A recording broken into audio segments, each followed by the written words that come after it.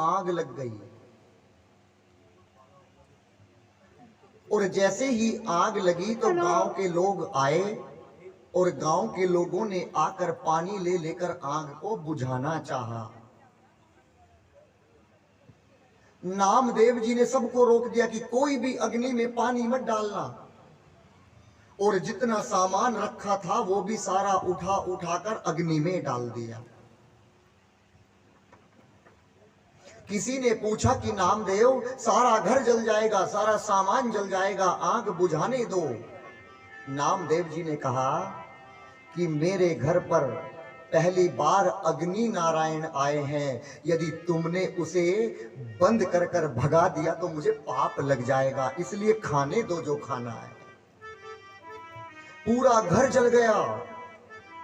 जिस प्रकार हमने यहां से यज्ञ निकाला था, यज्ञ वो यज्ञ नहीं था। अरे यज्ञ नारायण तुम्हारे द्वार द्वार पर घूम रहे थे। प्यासा कुएं के पास जाता है, कुआं प्यासे के पास नहीं जाता। खुद यज्ञ नारायण तुम्हारे द्वार द्वार पर जा रहे थे, लेकिन जिसने अपने हाथों से उनको आहुति दी और किसी ने तो दी ही नहीं होगी। घर घर गए भगवान। उसी के घर में आग लगी और सारा जलकर भस्म हो गया। किसी ने कहा कि ये नामदेव पागल है, और जाकर नामदेव जी एक बड़ के पेड़ के नीचे बैठ गए और वहां पर बैठकर जय सीताराम जय सीताराम जय सीताराम का जाप करने लगे। अब ऊपर मेरी मां जानकी बैठी थी राम जी के पास। मां जानकी ने कहा कि देखो ये हमारा भक्त है और ये रो रहा, ये अब भी हमारा भजन कर रहा है, इसके लिए अभी आलीशान महल बना कर दो। अब भगवान के लिए क्या देर है। भगवान ने गंगा जल हाथ पर रखा और संकल्प किया, शानदार आलीशान बंगला बन गया। वहीं पर सुबह को गांव के लोग आए। गांव के लोगों ने कहा, अरे यहाँ तो रात नामदेव की झोपड़ी जली थी, ये महल कहां से आ गया। नामदेव से पूछा कि भाई नामदेव ये महल किसने बनाया। नामदेव जी ने कहा कि बहुत दूर से कारीगर आए थे और पूरी रात में इस महल को बनाकर चले गए। बोले वो कारीगर हमारा घर भी बनाएंगे ना ऐसा ही। बोले जरूर बनाएंगे, लेकिन उनकी एक शर्त है। कौन सी शर्त?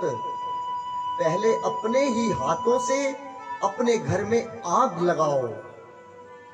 आग लगानी पड़ती है और कोई भी एक भी वस्तु बचनी नहीं चाहिए, सब कुछ उठा उठा कर घर में जला दो, ये उनकी शर्त है। उस लोग ने कहा कि गारंटी तो है ना, फिर आएंगे ना बनाने। कहा कि कोई गारंटी नहीं, आ भी सकते हैं नहीं भी आ सकते। उन लोगों ने कहा नामदेव पागल हो गया। नामदेव जी ने बड़ा प्यारा सा उत्तर दिया, प्यारे वो मेरा राघव पागलों के लिए ही आया करता है, वो अकलमंदों के लिए नहीं आया करता। जो उसके लिए पागल हो जाता है वो सदा उसके लिए ही आता है। और भगवान ने बड़ा आलीशान सा महल बनाया और उसके बाद में नामदेव जी दिन रात वहीं पर भजन करने लगे। अब वाल्मीकि जी ने भगवान से एक प्रश्न पूछा। कहा, पूछहूं मोहि की रहूं कहां, मैं पूछत सकुचाऊं।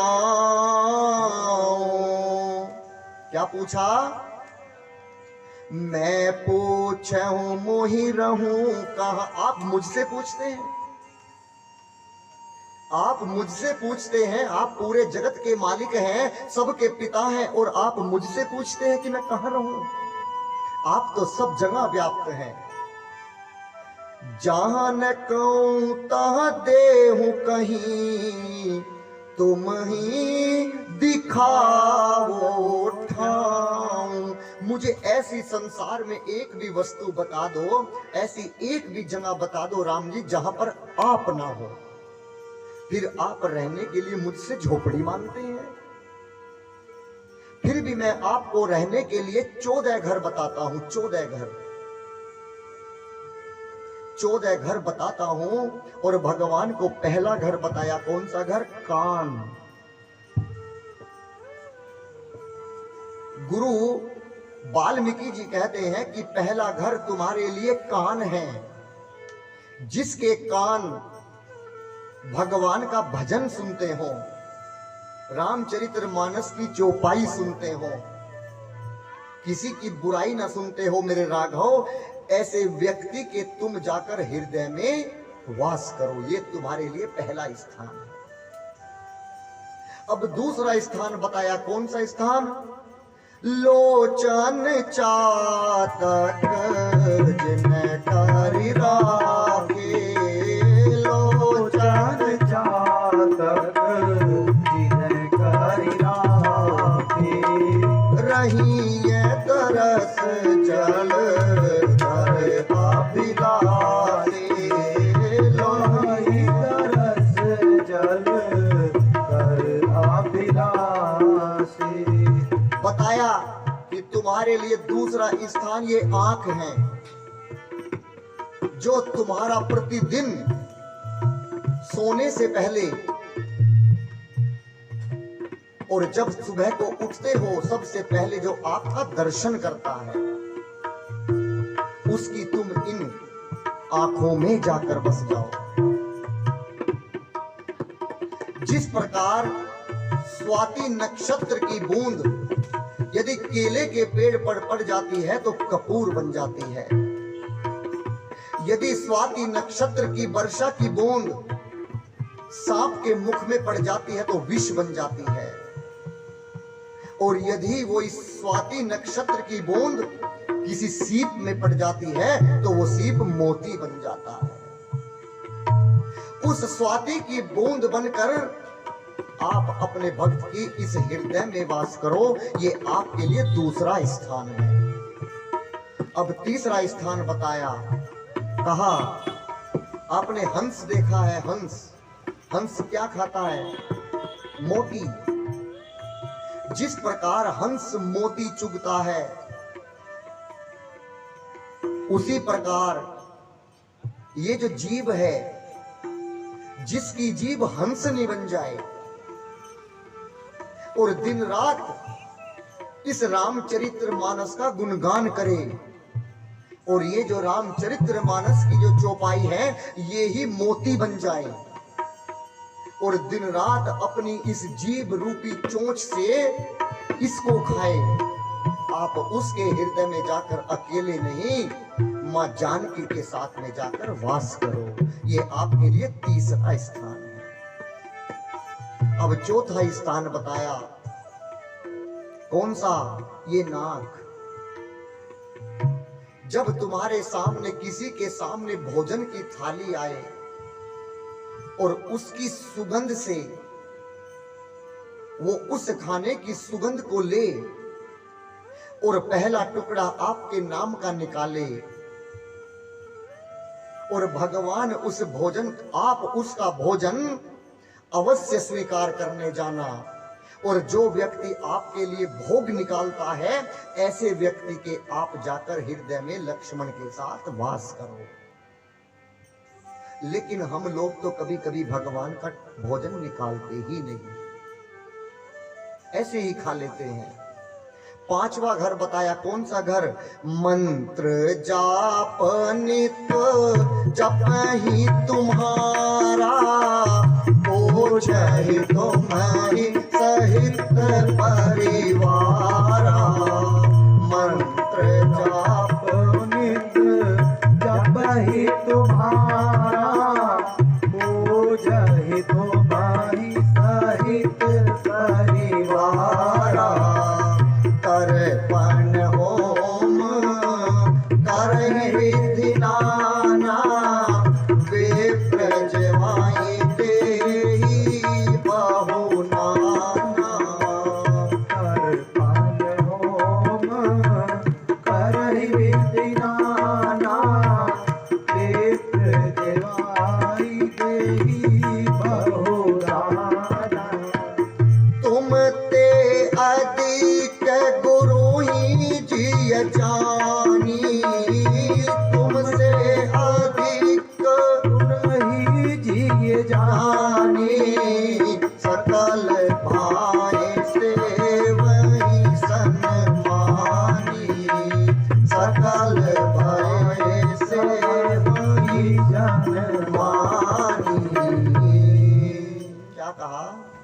मंत्र जाप नित जप ही तुम्हारा, और पूज ही सहित परिवारा। जो तुम्हारा पूरे परिवार के साथ में बैठकर सुबह और शाम तुम्हारा भजन करता है, आप उसके हृदय में वास करो। और क्या बताया? तर्पण होम, जो अपने देवताओं को, भगवान को तर्पण करता है, रोज एक लोटा जल देता है। और बहुदाना, आप ऐसे व्यक्ति के हृदय में जाकर वास करो। और चौथे में, पांचवें में और क्या लिख दिया? जो भगवान से भी ज्यादा गुरु के चरणों में प्रेम करता हो और ब्राह्मणों का आदर करता हो, आप ऐसे व्यक्ति के पूरे अयोध्या के साथ में जाकर उसके हृदय में वास करो। और क्या बताया? ये 5 घर बताए। सब करे मांग ही एक फल, ये सब करने के बाद भगवान से केवल एक फल मांगेगा। कौन सा फल? सब करे मांग ही एक फल, राम चरण रति होए, तिनके मन मंदिर बसहु, सिया रघुनंदन दो। जो ऐसा करता है प्रभु, आप उसके हृदय में जाकर मां जानकी के साथ वास करें। केवल 5 स्थान बताए, मैं आपको 5 बता रहा हूं। वाल्मीकि जी ने 14 बताए थे, बाकी के क्यों नहीं बता रहा हूं? 9, क्योंकि वो हमारे और तुम्हारे बस में नहीं है। बताइएगा, छठा स्थान है, कभी किसी की चुगली ना करे।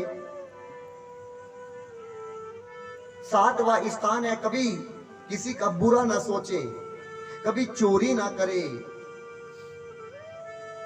बताइए कौन है ऐसा जो इन 7 को कर सकता है? इसीलिए मैंने आपको केवल 5 स्थान बताए। ये 5 हम कर सकते हैं।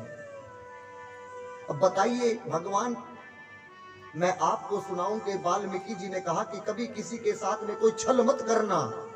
अगर नहीं करोगे तो तुम उसके हृदय में जाकर वास करो। यहां पर कितने लोग बैठे हैं जिसने आज तक किसी के साथ में छल न किया? चाहे फोन पर छल किया हो, चाहे सामने छल किया हो, जरूर किया होगा। इसीलिए वाल्मीकि जी कहते हैं कि इन 5 स्थानों पर आप वास करें। क्रोध ना आता हो, कामना ना हो, सबके भीतर भरा पड़ा है। अब वाल्मीकि जी रहने का स्थान बताए और कहा कि नाथ, अब तुम चित्रकूट चले जाओ। कहां भेजा? चित्रकूट। बाबा कहते हैं, चित्रकूट गिरी करहूं निवासो, तहाँ तुम्हारा सब भांति सुबासो। चित्रकूट गिरी करहूं निवासो, तहाँ तुम्हारा सब भांति सुबासो। राम मन देवन जाना, राम मन देवन जाना, चले सहित सुर भक्ति प्रधाना, चले सहित सुर भक्ति प्रधाना। अब जैसे भगवान चले, मंदाकिनी का तट आया, मंदाकिनी नदी का तट आया और वहां पर भगवान की झोपड़ी बनाने के लिए सारे देवता आए, सभी ऋषि आए और उन्होंने 2 झोपड़ी बनाई। एक बड़ी बनाई नीचे जिसमें राम और सीता जी रह सके, एक पर्वत के ऊपर बनाई जिसमें लक्ष्मण भैया रह सके। और इनको बनाने के बाद सारे देवता चले गए। वहीं पर कुछ भील थे, वो भगवान को देख रहे थे। उन्होंने कहा कि ये कोई साधारण पुरुष नहीं हो सकते, जिनका घर बनाने के लिए सारे देवता आए हैं, ये साधारण पुरुष नहीं हो सकते। एक भील ने बताया कि मैं इनको जानता हूं, ये कौन है, कौन? जब ये कल निषाद राज गुहू जी के पास आए थे सिंगवेरपुर, तो हमने इनका पहरा दिया था। निषाद राज गुहू जी ने बताया था ये दशरथ के पुत्र राम हैं, ये इनकी पत्नी सीता है और ये इनके भाई लक्ष्मण हैं। उन्हें केवल इतना पता है कि ये राम हैं, उन्हें ये नहीं पता कि ये भगवान हैं। भगवान के पास आए और आकर कहा कि आप कौन हैं? भगवान ने उन्हें अपना परिचय दिया। कोल भील ने कहा कि आपके माता पिता को तनिक भी शर्म नहीं आई कि इतने सुंदर बच्चों को घर से बाहर निकाल दिया। उन्हें दया नहीं आई, उनका सीना नहीं फटा। लेकिन आप डरना मत, हम आपके साथ हैं। यदि कोई शेर आएगा हम आपको शेर से भी बचा लेंगे, चीता आएगा चीते से बचाएंगे, सांप आएगा सांप से भी बचाएंगे। और एक पीछे खड़ा था, उसने कहा ये भी कहो भालू आएगा भालू से भी बचाएंगे। आज भगवान उनकी बात ऐसे सुन रहे हैं जैसे एक पिता अपने बच्चों की बात को सुनता है। भगवान तो सब जानते हैं, हो कौन सुनना चाहता है। और उन्होंने कहा कि हम आपसे बहुत छोटे हैं, हम आपसे एक बात कहना चाहते हैं, आप बुरा मत मानना। कोल भीलों ने हाथ जोड़कर कहा हम सेवक परिवार समेता नाथ न सको जब आय सुदेता। क्या कहा? हम सेवक परिवार समेता, हम पूरे परिवार के साथ आपके सेवक हैं। और यदि तुम्हें हमें कोई व्यवहार बताना हो, कोई काम बताना हो, तो आप संकोच मत करना। क्यों? हम नाथ न सको जब, आप सोचना मत, आय सुदेता।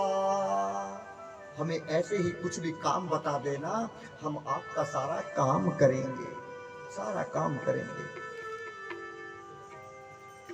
सारा काम। अब भगवान, मैं आपको बताऊं, जब जब भगवान को अपने घर की याद आती है तो वो एक कोने में जाकर, एक पेड़ है और उसके नीचे जाकर रोते हैं। सबके सामने नहीं रोते भगवान। क्यों? यदि मैं रोऊंगा तो फिर सीता और लक्ष्मण को कौन संभालेगा? एक पेड़ के नीचे जाकर भगवान बहुत रोते हैं। कैसे? जब जब राम अवध सुध करही, तब तब पारी विलोचन भरही। जब जब भगवान अवध को याद करते हैं तो भगवान की आंखें भर आती है। और ये सब तो एक तरफ, माता पिता की याद तो एक तरफ, एक व्यक्ति ऐसा है जब भगवान को उसकी याद आती है तो भगवान अपने आप को रोक नहीं पाते। कौन? सुमरहि मात पितु परिजन भाई, भरत स्नेहो शील सेवकाई। माता पिता परिवार एक तरफ और भरत भैया एक तरफ। जब भरत की याद आती है तो भगवान फूट फूट कर रोते हैं। भगवान को कौन जानना चाहता है? हो भगवान सबको जानते हैं। हो राम ही केवल प्रेम प्यारा, जानी लेऊं तुम्हारा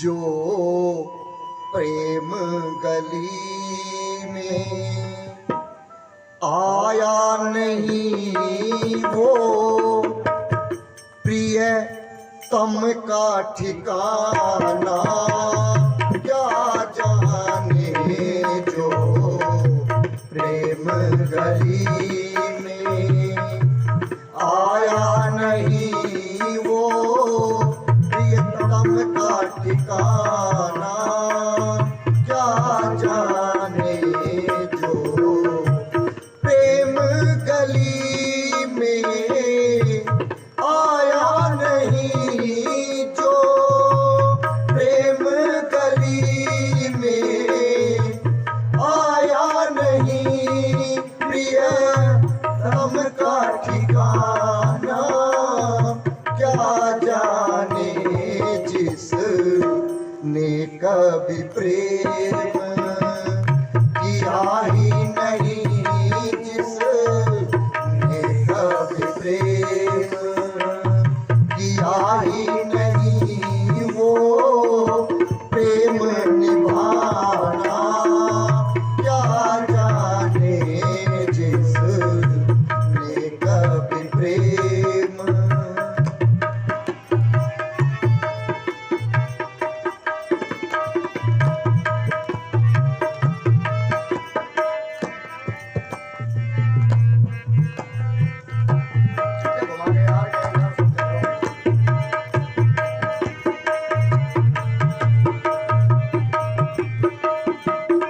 जो वेद पढ़े और भेद करे जो वेद पढ़े और वेद करे जो वेद पढ़े और भेद करे जो वेद पढ़े और वेद करे मन में नहीं ममता आए मन में नहीं निर्मलता आए कोई इतना विचारे ज्ञान कहे कोई कितना विचारे ज्ञान कहे भगवान को पाना क्या जाने कोई कितना विचारे ज्ञान कहे भगवान को पाना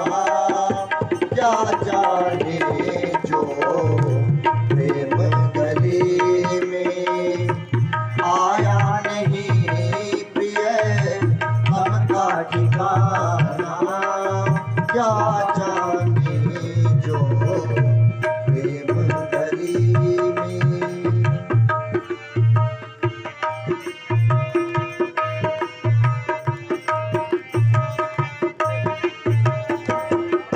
यह दुनिया गोरख धंधा है यह दुनिया गोरख धंधा है सब जग माया में अंधा है सब जग माया में अंधा है जिस अंधे ने प्रभु को देखा नहीं जिस अंधे ने प्रभु को देखा नहीं वो रूप बताना क्या जाने जिस ने कभी प्रेम किया ही नहीं वो प्रेम निभाना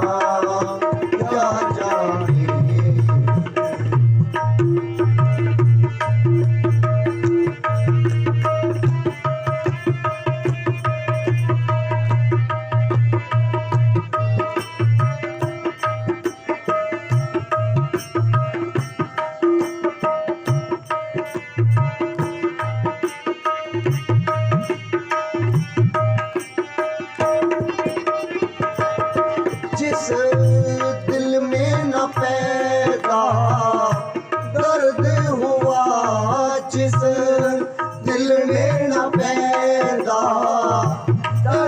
हुआ वो जाने पीर पराई क्या हो, जाने पीर पराई क्या।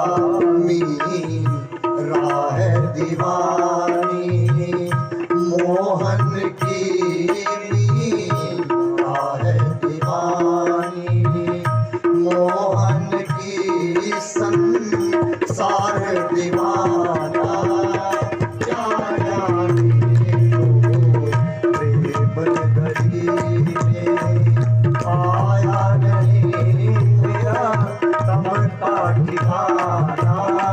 क्या जाने जो प्रेम नगरी में आया नहीं मेरा तम का ठिकाना। क्या जाने राम ही केवल प्रेम पियारा। प्रेम करो किससे? राम जी से प्रेम करो। राम जी से प्रेम करोगे ठाकुर से अपने आप हो जाएगा। प्रेम करो, अयोध्या जाओ, भगवान लला के दर्शन कर कराओ।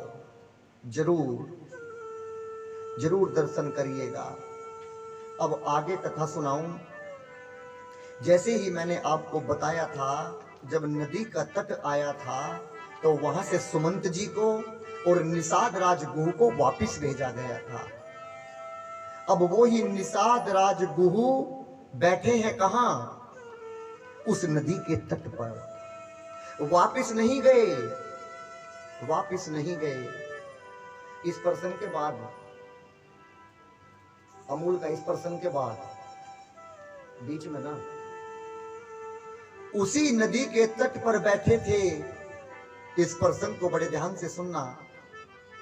और बार बार अपने बालों को नोच रहे थे सुमंत जी। क्यों? कह रहे थे कि हे नीच सुमंत, तेरे जीवन में इससे बड़ा दुख कब आएगा? क्यों? क्योंकि तू आज अपने हाथों से राम और सीता लक्ष्मण को वन में छोड़कर आया। अरे राम और सीता और लक्ष्मण तो तुझे काका कहते थे, कभी सुमंत कहकर नहीं बुलाया। और उस नदी के जल को अपने हाथ पर रखा तो नदी का जल सांवला था। उसी जल में राम जी को की परछाई को देखता, उस रंग को देखकर कहता कि मेरे राम का रंग ऐसा है। राम तुम कब आओगे? राम सीता तुम कब आओगे? लक्ष्मण तुम कब आओगे? ये सुमंत तुम्हारे वियोग में मर जाएगा। क्या कहा? राम राम सिया लखन पुकारी, लेकिन कोई दिखाई नहीं देता। 2 दिन बीत गए। हे सुमंत, तुझे आज भी मौत नहीं आई तो तू कब मरेगा? इससे बड़ा दुख तेरे जीवन में और दूसरा नहीं आ सकता। वहीं पर 4 घोड़े बंधे थे जिस रथ पर भगवान बैठकर वन में गए थे। उनमें एक घोड़े का नाम था कोतुल, जो श्री राम जी का घोड़ा था। राम जी के घोड़े का नाम था कोतुल। सुमंत जी ने कोतुल से पूछा, कोतुल तुझे तो पता होगा, राम तुझसे अवश्य बता कर गए होंगे, मैं कब आऊंगा? कोतुल बता, भगवान कब आएंगे? 4 दिन बीत गए, घोड़ों ने एक भी बूंद जल की नहीं पी, ना चारा खाया ना घास खाई। घोड़ों की अवस्था ऐसी हो गई कि जैसे मरने वाले हों, और उनके होठों पर फपोके पड़ गए। क्यों? भगवान को बुला रहे हैं। कहा, सुमंत जी यदि मुझे ये पता होता कि मेरे भगवान आज मेरी ही पीठ पर बैठकर मुझे 14 साल के लिए छोड़कर जा रहे हैं, मैं सौगंध खाता हूं प्रभु राम के चरणों की, मैं अयोध्या में ही अपने प्राण त्याग देता, लेकिन एक भी कदम भगवान को लेके ना बढ़ता। कोतुल ने दक्षिण दिशा की तरफ देखा। कैसे? देखी दक्षिण दिशी हाय ही नाए। चारों घोड़े अपने पैरों को उठा उठाकर भगवान को देखना चाहते हैं। हिन हिनाना, बोलना, भगवान को बुलाते हैं, लेकिन भगवान दूर दूर तक कहीं नजर नहीं आते, कहीं नजर नहीं आते। घोड़ों ने प्रण किया कि जब तक भगवान नहीं आएंगे, जब तक हम ना जल पिएंगे ना कुछ खाएंगे, यहीं पर अपने प्राणों का त्याग कर देंगे। जैसे ये दर्श निषाद राज गुह देख रहे थे, वो आए और उन्होंने अपने 4 सैनिकों को बुलाया और उस रथ पर सुमंत जी को बिठवाया और कहा कि सुमंत अपनी जाने की स्थिति में नहीं है, कि जाओ सुमंत को छोड़कर आओ। कहां? अयोध्या में। सुमंत ने कहा, निषाद राजगुरु, मैं किस मुंह से जाऊंगा? दशरथ जी ने कहा था कि यदि राम ना आए तो सीता को लाना, सीता ना आए तो लक्ष्मण को लाना, और यदि तीनों में से किसी को भी ना लाया सुमंत तो मेरा मरा हुआ मुंह देखेगा। दशरथ इस दुनिया में जीवित नहीं रहेगा। मैं किस मुंह से जाऊंगा? ये अपना पापी मुख कैसे दिखाऊंगा दशरथ जी को? और सबसे बड़ी बात सुमंत जी, जिस प्रकार किसी गाय का बछड़ा बच्चा सुबह को घूमने जाता है और शाम को अपनी मां से लिपट जाता है, मां उसे सीने से लगाकर दूध पिलाती है, मैं कैकेयी को भी समझा लूंगा, मैं सुमंत्रा को भी समझा लूंगा, लेकिन मैं कौशल्या को कैसे समझाऊंगा? वो मेरा इस प्रकार इंतजार कर रही होगी जैसे एक मां बेटे का करती है। वो आते ही मुझसे पूछेगी, सुमंत मेरा राम कहाँ है, कहाँ है मेरा राम? मैं उसे क्या जवाब दूंगा? निषाद राजगुरु, रोते रोते सुमंत जी पागल से हो गए। अपने बालों को नोचते नोचते अपने कपड़ों को फाड़ लिया सुमंत जी ने, मानो जैसे मरने वाले हो। और सबसे पहले उसी नदी पर जाकर रुके जिसका नाम था तमसा नदी, और कहा कि मैं ये पापी मुख दिन में लेकर नहीं जाऊंगा। क्यों? दिन में गया तो मुझे पूरी अयोध्या देखेगी। मैं आधी रात को जाऊंगा जब सब लोग सो जाएंगे। वो 6ठा दिन था। भगवान को गए 6 दिन हो गए थे। सुमंत जी रात को 12-1 बजे के आसपास अयोध्या की तरफ बढ़े।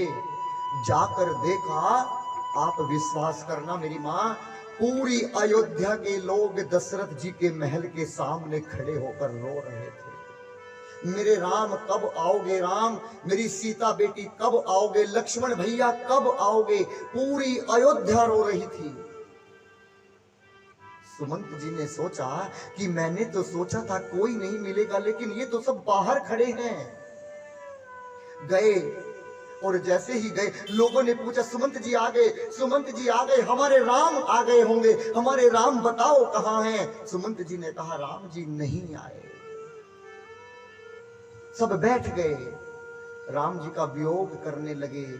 और जैसे ही दरबार में गए, सबसे पहले कौशल्या मां आई, नंगे पांव, तबी दबी सी, 6 दिन से भूखी प्यासी, ना बाल निकले हैं ना मुंह धुआ है। और मां आई और आके कहा, सुमंत जी बताओ मेरा राम कहां है? मेरी बहू बेटी सीता कहां है? तुम क्यों नहीं लाए? और इसी दृश्य को सामने दरबार लगा था दशरथ जी का। दशरथ जी 6 दिन से जमीन पर पड़े थे, जमीन से नहीं उठे थे, मरने की अवस्था में थे। और जैसे ही सुना, अरे सुमंत आया है, अरे सुमंत आया है, दशरथ जी उठे और दौड़ पड़े। दशरथ जी की धोती खुल गई, पटका गिर गया, दौड़ पड़े, जाकर सुमंत को अपने गले से लगाया, कहा, सुमंत मेरा राम कहां है? सुमंत, लक्ष्मण सीता दिखाई नहीं देती, आंखों में जब आंसू भर आते हैं तो धुंधला नजर आता है। किसी को भी काले से व्यक्ति को देखते तो कहते वो मेरा राम, वो मेरा राम, सामने राम है, जाकर बाहों में ले लेते और देखते ये राम नहीं है, फिर पागल से हो जाते। सुमंत जी को अपनी लगाया सीने से और सुमंत जी को आज दशरथ जी ने कहा राम कुशल कहूं सखा सने कि आज तुम मेरे सबसे बड़े सखा हो, मित्र हो। राम कुशल कहूं सखा सने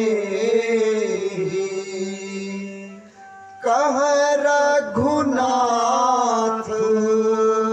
लखन बैदेही कि मेरे राम बेदेही सीता और लक्ष्मण कहाँ हैं? तुमने तो उन्हें निहारा होगा, मुझे बताओ कहाँ है। मैं मर जाऊंगा, राम के वियोग में मैं मर जाऊंगा, मुझे और मत तड़पाओ सुमंत। सुमंत जी ने कहा कि प्रभु हे मालिक, आप तो जानते हैं राम कितना जिद्दी है, मैंने बहुत कोशिश की लेकिन राम वापस नहीं आया। राम वापस नहीं आए, ना सीता आई ना लक्ष्मण भैया आए। कहा कि आज जाकर कौशल्या मां ने दशरथ जी को संभाला, उठाया और कहा कि आप चिंता ना करें, 14 वर्ष ऐसे ही बीत जाएंगे, राम जी आएंगे और आकर तुम्हारे चरणों में लेट जाएंगे, बस नाथ कुछ ही दिनों की तो बात है। मां कौशल्या ने कहा कि राम का वियोग ये समुद्र है, राम का वियोग ये पूरा समुद्र है और इसमें पूरी अयोध्या के लोग जहाज हैं और इस जहाज के खेवनहार दशरथ जी आप हैं। और यदि खेवनहार ही नहीं रहेगा तो इस अयोध्या रूपी जहाज को कोई नहीं बचा सकता डूबने से, सब डूब जाएंगे। आप धैर्य बनाओ।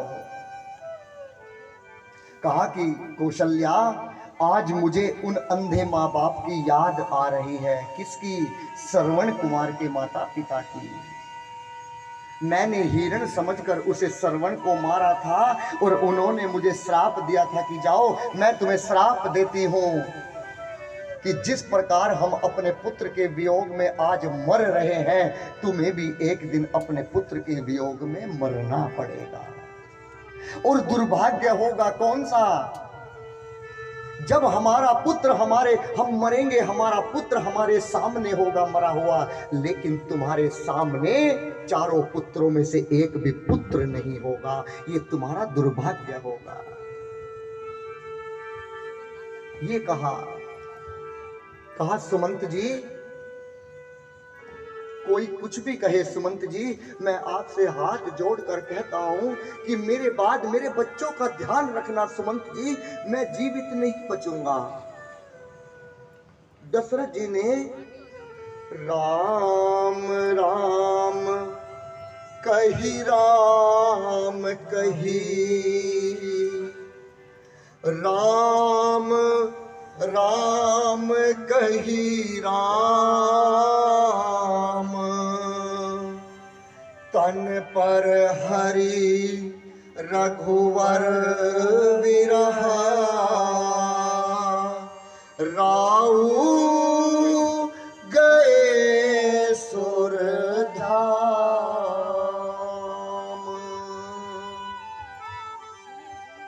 आज दशरथ जी ने 6 बार भगवान के नाम को लिया, कहा राम राम राम राम राम राम। और क्यों 6 बार क्यों कहा? क्योंकि भगवान को गए अभी 6 दिन हुए थे। एक बार एक राम कहकर और आज दशरथ जी ने अपने शरीर का त्याग कर दिया, चले गए इस दुनिया को छोड़कर। जिस प्रकार व्यक्ति अपने तिनके का त्याग कर देता है, उसी प्रकार आज दशरथ जी ने अपने प्राणों का त्याग कर दिया।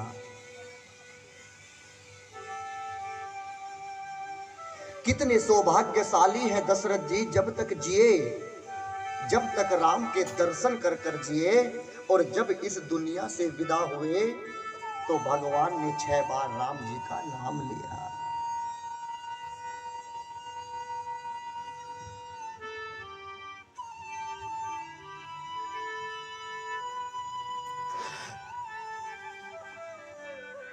यहां पर गोस्वामी तुलसीदास जी बहुत रोते हैं, कहते हैं कि अब आगे नहीं लिखा जाता।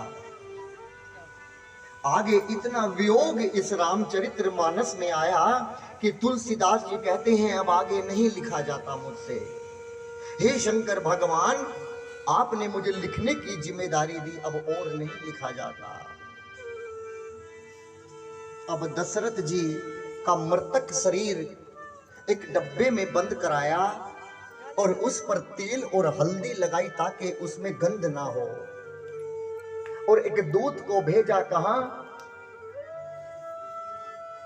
जहां पर भरत भैया अपने मामा के यहां पर गए थे। भरत और शत्रुघ्न को बुलाया गया। जैसे भरत और शत्रुघ्न आए तो आज उनकी तरफ को कोई देखा तक नहीं। जैसे भरत जी अंदर आए, आकर मां से पूछा, मां जब मैं आता था तो लोग मुझे देखकर भरत भरत कहकर सीने से लगा लेते थे, और आज मेरी तरफ किसी ने देखा तक नहीं। मां क्या हुआ? मां के कई मां को पता था कि आज भरत मुझे आखिरी बार राम मां कह रहा है। जब उसे सच्चाई का पता चलेगा तो वो मुझे मां नहीं कहेगा। के कई मां ने कहा कि मैंने सब कुछ अच्छा कर लिया था, मैंने 2 वरदान मांगे थे, यदि तुम्हारे पिता इस दुनिया से ना जाते तो मैं सब कुछ अच्छा कर लेती। जैसे ही सुना मेरे पिता का स्वर्गवास हो गया, भरत जी ने अपने मृतक पिता को पुकारा, कहा, तात तात हाँ तात पुकारी। हे तात, तुम मुझे छोड़कर कहां चले गए? तुम ही तो कहते थे मैं जब मरूंगा उससे पहले तेरा हाथ पकड़कर राम के हाथ में दूंगा। तुम मुझे छोड़कर कहां चले गए? और जब जीवन में छोटे दुख के सामने बड़ा दुख आता है तो छोटा दुख अपने आप समाप्त हो जाता है। भरत ही बिरसहु पितु मरण, पिता का मरना भूल गए। भरत ही बिरसो पिता मरण, सुनत राम बन गोनो। जब सुना कि मेरे भैया वन में चले गए, पिता का मरना भूल गए, हे तू अपनऊ जानी जिया, थकित रहे धरी मौन। अब भैया को पुकारने लगे और अपने आप को दोष देने लगे। अपने आप को दोष दिया कि ना मेरे भैया का दोष, ना मां केकई का दोष, ये सारा दोष मेरा है। यदि तू नीच भरत, पापी भरत, तू जन्म ही ना लेता तो आज ये दिन देखने को ना मिलता। तेरे कारण मेरी भाभी वन में चली गई, और अब जाकर सुमंत्रा को बुलाया। सुमंत्रा को शत्रुघ्न ने बालों को पकड़कर खींचकर लाए और सुमंत्रा को एक पैर मारा और अपने महल से बाहर निकाल दिया। अब जैसे ही भरत भैया कौशल्या मां के कक्ष में पहुंचे, द्वार पर खड़े थे, जैसा ही रंग राम जी का था वैसा ही रंग भरत जी का था। मां की आंखों में आंसू थे। जब आंखों में आंसू भर आते हैं तो धुंधला दिखाई देता है। मां ने सोचा, अरे अरे मेरा राम खड़ा है। मां दौड़ी और मां दौड़ी गिर पड़ी। भरत भैया ने जाकर मां को उठाया। मां मैं भरत हूं, मां मैं भरत हूं। और आज भरत भैया कौशल्या माँ के बालों को ऐसे ढूंढ रहे हैं, बीच में मांग निकालने लगे। क्यों? माँ कहने लगी, भरत क्या कर रहा है बेटा? भरत भैया ने कहा, माँ तेरी मांग का सिंदूर ढूंढ रहा हूं। माँ तेरा सिंदूर कहाँ चला गया? तू तो माँ बहुत लंबी मांग भरा करती थी, माँ तेरा सिंदूर कहाँ है माँ? और माँ मैं सौगंध खाता हूँ, यदि भैया को भेजने में तेरे भरत का तनिक भी हाथ हो तो मुझे दोष लग जाए। जो गुरु की हत्या से लगता है मुझे वो पाप लग जाए। जो माता पिता के अपमान से दोष लगता है मुझे वो दोष लग जाए। इसी प्रकार भरत भैया 28 दोष गिना गए, 28 पाप गिना गए। भरत भैया ने कहा, मोर जन्म रघो बर बन लागी, झूठ कहाँ पछताऊं अभागी। यदि मैं झूठ बोलूं तो मुझे अभागी को पाप लग जाए। मां मेरा तनिक भी हाथ नहीं है भैया को वन में भेजने का। और मां ने एक चांटा मारा, कहा कि तू कहता है कि तेरा हाथ है? नदी बिना जल के रह सकती है, ये संभव है। सांप के बिना, मणि के बिना सांप जीवित रह सकता है, और एक छोटा सा मच्छर सुमेरु पर्वत को लेके उड़ सकता है, ये भी संभव है। लेकिन भरत अपने राम के प्रति कोई अपराध करे, भरत ये संभव कदापि नहीं है, कदापि नहीं है, कभी नहीं हो सकता। अब दशरथ जी के शरीर को कांधा दिया और उसी तमसा नदी के किनारे पर ले जाकर भरत भैया ने अंतिम संस्कार किया। अंतिम संस्कार करने के बाद अब सभी लोग अपने घर आए, और घर आकर आज गुरु वशिष्ठ जी ने एक सभा बिठाई। उस सभा में सबको बिठाया और कहा कि भरत, मरण, जीवन, लाभ, हानि, यश, अपजस, ये 6 वस्तु विधाता ने अपने हाथ में रखी है। ये मनुष्य के हाथ में नहीं है।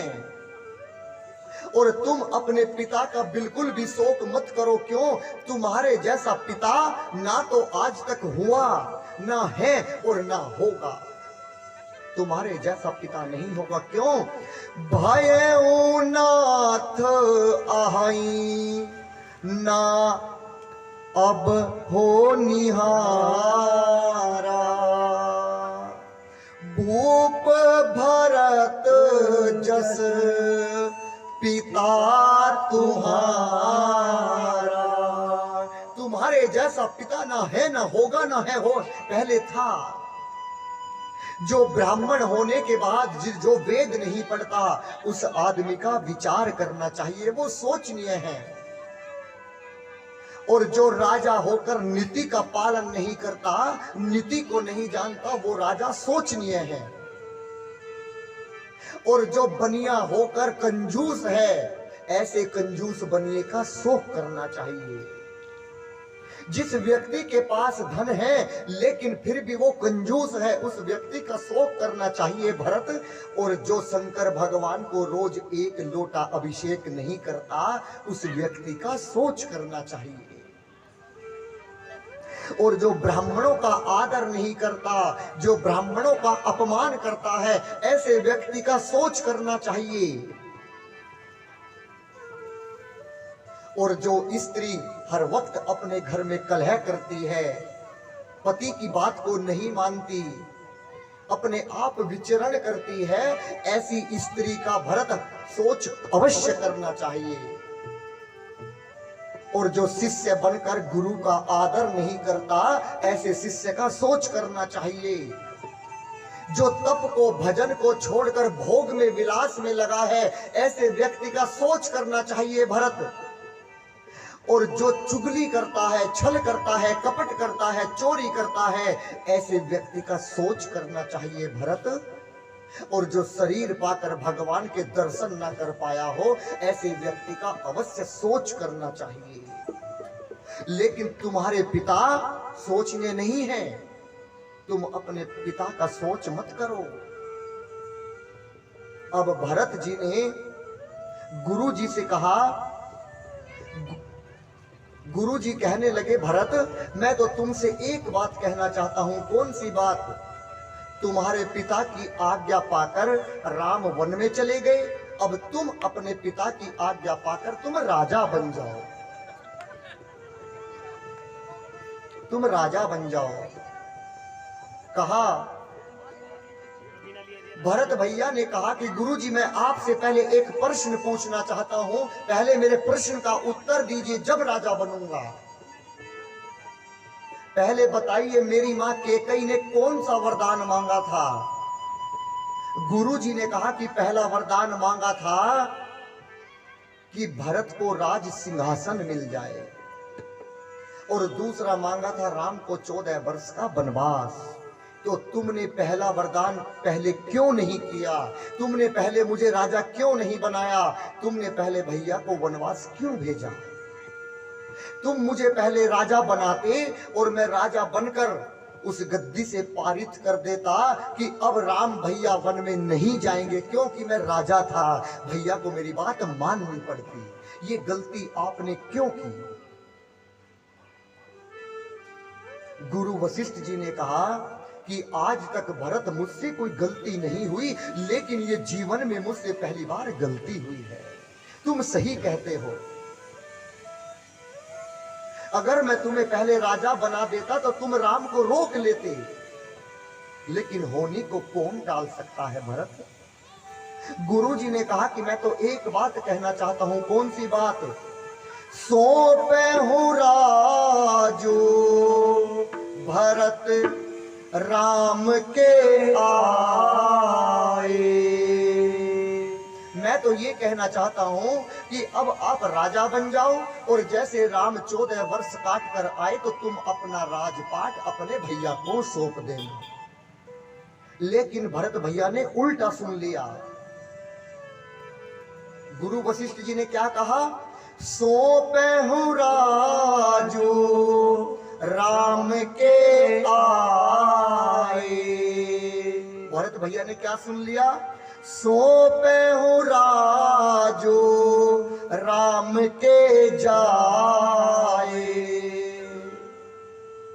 भरत भैया ने सुन लिया कि गुरुजी कह रहे हैं कि सारी सामग्री इकट्ठी करो और वन में जाकर भैया को राज तिलक कर दो।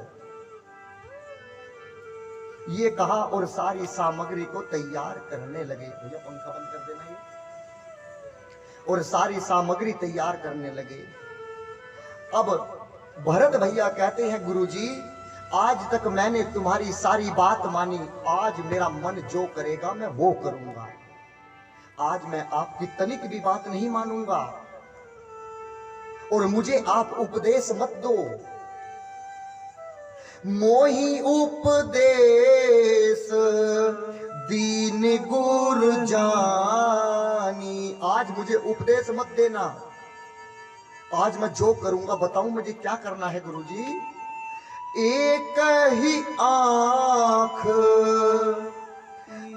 है मन मानी, जो मेरा मन चाहता है। प्रातः काल चली हूं प्रभु पाही। मैं सुबह होते ही नंगे पांव जाऊंगा अपने भैया के पास और उनका जाकर राज तिलक करूंगा, और मैं इसमें किसी की नहीं मानूंगा। आपन जानिन त्यागही मोहि रघुबीर भरोस। मुझे अपने भैया पर भरोसा है, वो मुझे नहीं त्यागेंगे, वो मुझे अपने सीने से लगा लेंगे। और आज भरत भैया पूरी अयोध्या को लेकर नंगे पांव चल पड़े। ए जी भरत चले चित्रकूट हो रामा, राम को मनाने भरत चले चित्रकूट हो राम। राम को मनाने भरत चले चित्रकूट हो रामा। राम को मनाने भरत चले ओ रामा। राम को मनाने राम को मनाने सिया लखन को मनाने। राम को मनाने सिया लखन को मनाने भरत चले चित्रकूट हो रामा। राम को मनाने भरत चले चित्रकूट हो रामा। दर्शन पाने और भरत भैया नंगे पांव सबसे पहले कहां पहुंचे? सिंगवेरपुर, जहां पर निषाद राज गुहू रहते थे। और निषाद राज गुहू ने भरत जी को वहीं पर आज रात में रोक लिया। और निषाद राज गुहू कहते हैं, मुझे कौन पूछता था, मुझे कौन पूछता था, तेरी बंदगी से पहले मुझे कौन पूछता था, तेरी बंदगी से पहले मुझे कौन पूछता था, मुझे कौन पूछता था, तेरी बंदगी से पहले मुझे कौन पूछता था, तेरी बंदगी से पहले मैं खुद को ढूंढता था, मैं खुद को ढूंढता था। कब? तेरी बंदगी से पहले मैं खुद को ढूंढता था, तेरी बंदगी से पहले मुझे कौन पूछता था।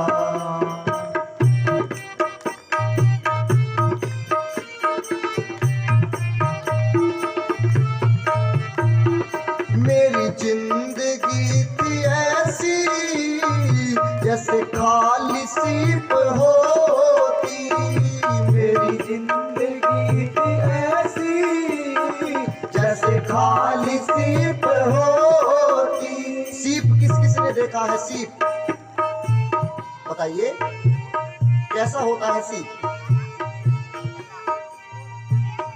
समुद्र में मिलता है, नदियों में मिलता है। जब हम छोटे छोटे से थे, नदियों में से सीप लाते थे और सीप को ऐसे जमीन पर रगड़ते थे, उसमें छेद हो जाता था, उसमें धार बन जाती थी और उससे कच्चे आम छीला करते थे। मेरी जिंदगी थी ऐसी जैसे खाली सीप होती, मेरी जिंदगी थी ऐसी जैसे खाली सीप होती। मेरी बढ़ गई है कीमत, तूने भर दिए जो मोती। मेरी बढ़ गई है कीमत, तूने भर दिए है मोती। मैं दर दर भटक रहा था, मैं दर दर भटक रहा था, तेरी बंदगी से पहले मुझे कौन पूछता था, तेरी बंदगी से पहले मुझे कौन पूछता था। मैं कुछ भी तो नहीं था, मेरी कुछ नहीं थी हस्ती, मैं कुछ भी तो नहीं था, मेरी कुछ नहीं थी हस्ती। मैं यूं भटक रहा था,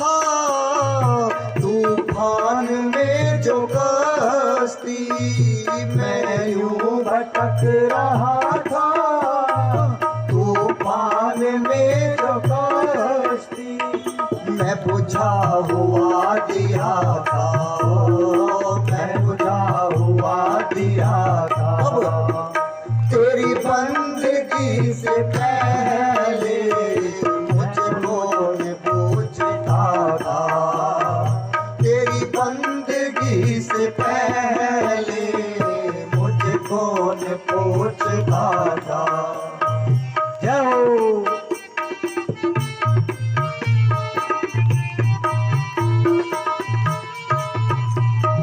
तो तू बड़ा बड़ा है, तेरी रहमतें बड़ी है, तू तो प्रभु बड़ा है, तेरी रहमतें बड़ी है।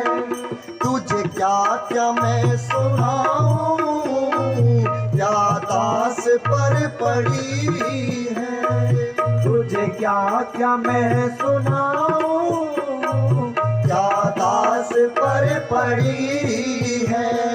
ना ये गीत ना गला था, ना ये गीत ना गला था। कब जब एक बार ये जो मेरा गला था, इसका आज भी ट्रीटमेंट चलता है।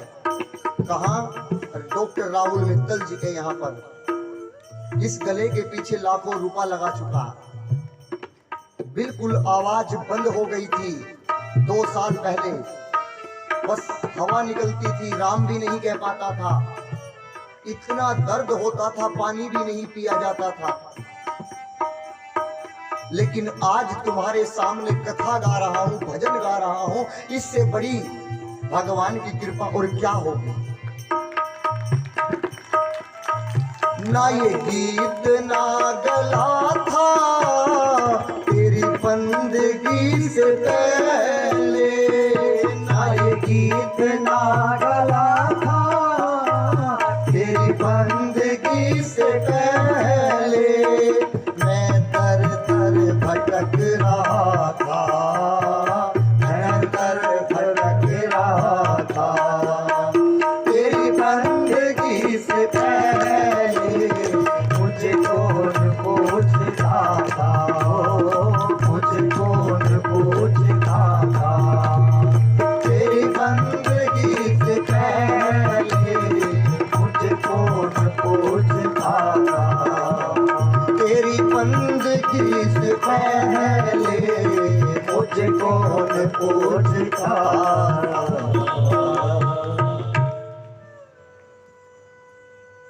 करुणा निधान रउआ जगत के दाता भई।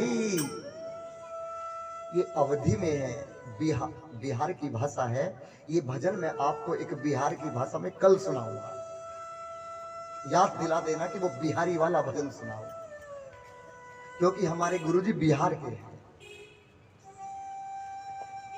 छोड़ के पकवान रउआ सगवा के खाए दीनी, विधुर घर भोजन तजनी। छोड़ के पकवान रउआ जगत के दाता हई। कल सुनाऊंगा। बताइए कुत्ते कितने प्रकार के? हाथ उठाइए, किस किस के घर में कुत्ता है? बताइए। आपके घर में नहीं है कुत्ता? आपके भी है। कितने प्रकार के कुत्ते? 2 प्रकार के होते हैं कुत्ते, एक पालतू और एक फालतू। पालतू वो होता है जिसे आप बिस्किट खिलाते हैं, जिसके गले में चैन डली होती है, पट्टा डला होता है। और फालतू वो होता है जब द्वार पर टुकड़ा मांगने आता है तो उसे टुकड़े के बदले में एक लठ मिलता है।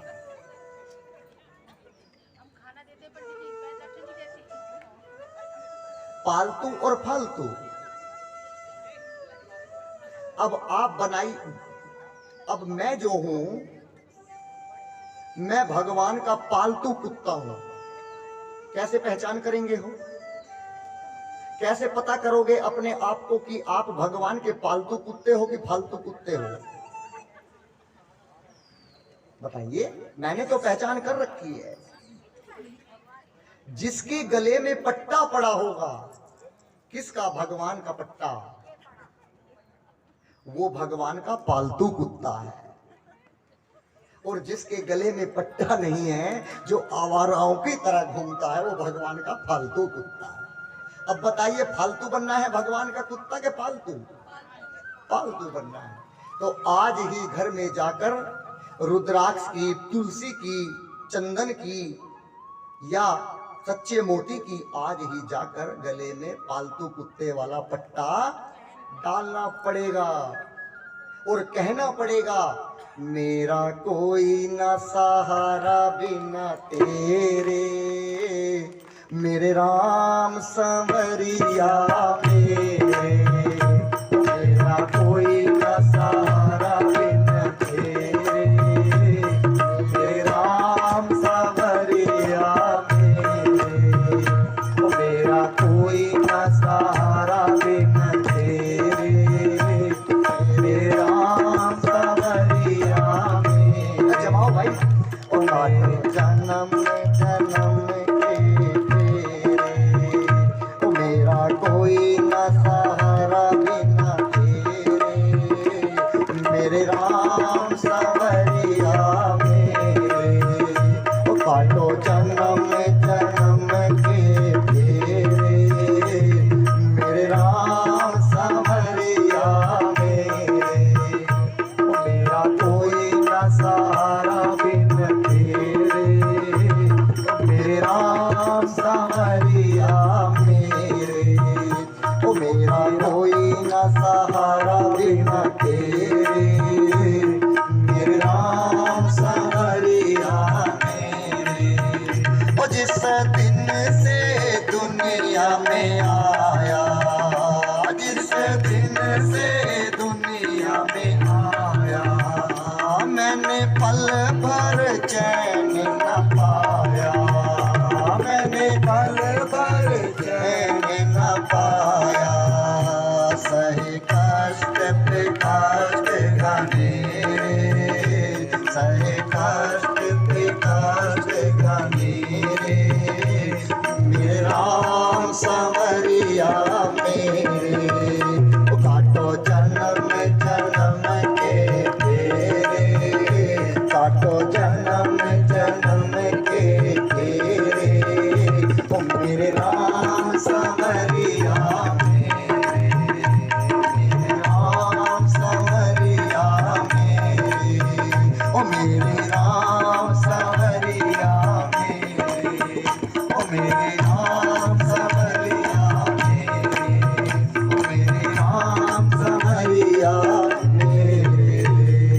सारी दुनिया है दीवानी राधा रानी आपकी, सारी दुनिया है दीवानी राधा रानी आपकी। कौन है जिस पर नहीं है, कौन है जिस पर नहीं है मेहरबानी आपकी, सारी दुनिया है दीवानी राधा रानी आपकी, सारी दुनिया है दीवानी राधा रानी आपकी। सारा जहां है एक चमन और इस चमन के फूल हम, सारा जहां एक चमन और इस चमन के फूल हम, इन सभी फूलों में शामिल